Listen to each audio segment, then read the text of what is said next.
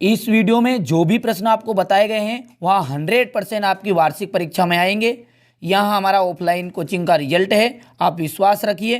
तो देखते हैं, सबसे पहला प्रश्न है आपका संख्याओं 135 और 225 का एचसीएफ ज्ञात करने के लिए यूक्लिड विभाजन एल्गोरिथम का प्रयोग कीजिए। तो इस तरह इसका आप सॉल्यूशन लिखिएगा बढ़िया तरीके से। और इसके नीचे आपका दूसरा क्वेश्चन है 867 और 255 का एचसीएफ आपको ज्ञात करना है। यही दोनों प्रश्न में से एक प्रश्न 100% आएगा। 867 और 255 का एचसीएफ ज्ञात करना है, इसमें भी यूक्लिड विभाजन एल्गोरिथम का प्रयोग आपको करना है। तो चलिए इसका भी आप अच्छे से स्क्रीनशॉट ले लीजिए।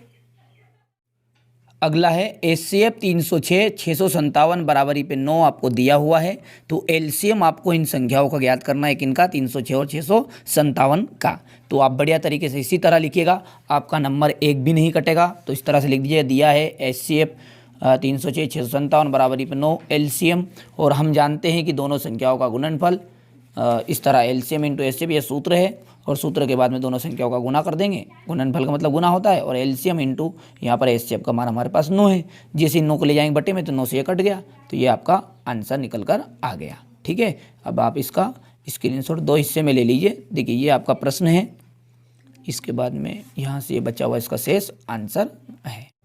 अगला प्रश्न है आपका संख्याओं 4n पर विचार कीजिए, जहाँ n एक प्राकृत संख्या है। जांच करना है आपको कि क्या n का कोई ऐसा मान है जिसके लिए 4n अंक शून्यों पर समाप्त होता है। यहाँ प्रश्न आपको केवल इतना सा भी दे सकता है कि जांच कीजिए कि क्या n का कोई ऐसा मान है जिसके लिए 4n अंक शून्य पर समाप्त होता है।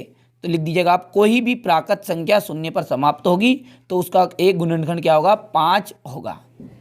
यानी कि कोई सी प्रश्न आए इस तरह का तो उसमें आप लिख दीजिएगा कि कोई भी प्राकृत संख्या शून्य पर समाप्त होगी तो उसका एक गुणनखंड क्या होगा, 5 होगा। लेकिन 4 की घात n इक्वल, देखिए 4 को तोड़ेंगे 2 गुना 2 की घात n, यहाँ पर 4n के गुणनखंड कितने हैं, केवल 2 और 2 ही है, 5 नहीं है। यानी कि इसको तोड़ने में एक 5 आ जाता तो ये संख्या शून्य पर समाप्त हो जाती। तो लिख दीजिएगा इसलिए 4n का अंक शून्य पर समाप्त नहीं होगा।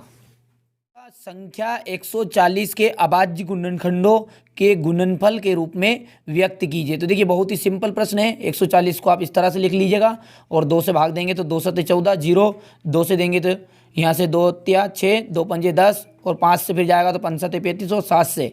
तो इस तरह से आप लिख दीजिएगा 140 के अभाज्य गुणनखंड 2 गुना 2 5 इंटू 7, और 2 की घात 2 आ गया, और 5 इंटू 7, यानी कि ये आपका आंसर आ गया। इसके बाद में जो अगला क्वेश्चन है आपका, वहाँ है संख्या 156 के अभाज्य गुणनखंडों के गुणनफल के रूप में व्यक्त करना है आपको। यहाँ भी इसी तरह प्रश्न कर लेना है इसकी, जिस तरह से हमने अभी 140 का किया था। इस तरह से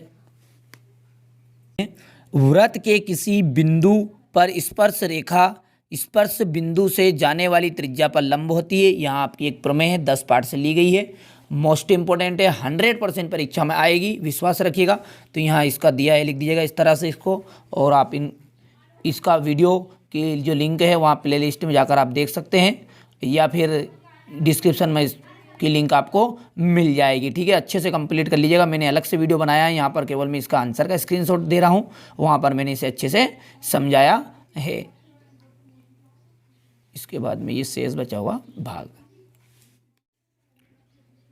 अगला क्वेश्चन है आपका, सिद्ध कीजिए कि किसी वृत्त के किसी व्यास के सिरों पर खींची गई स्पर्श रेखाएं समांतर होती है। तो इसका भी आपको वीडियो की जो लिंक है डिस्क्रिप्शन में मिल जाएगी अच्छे समझने के लिए। बाकी आप आंसर का स्क्रीनशॉट यहाँ से ले सकते हैं। ठीक है, तो यहाँ पर इस तरह से, और ये दूसरा स्क्रीनशॉट आप यहाँ से।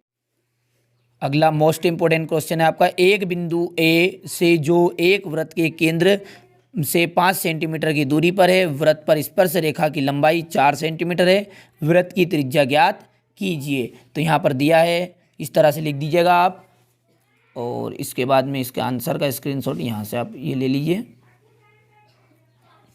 वीडियो लंबा बन रहा है, इसलिए मैं अगले जो मोस्ट इंपॉर्टेंट प्रश्न है जो आपके 100% आएंगे, उनकी वीडियो की जो लिंक है वहाँ डिस्क्रिप्शन में आपको मिल जाएगी, या फिर आपको प्लेलिस्ट में मिल जाएगी, या फिर आप एंड स्क्रीन से उन वीडियो को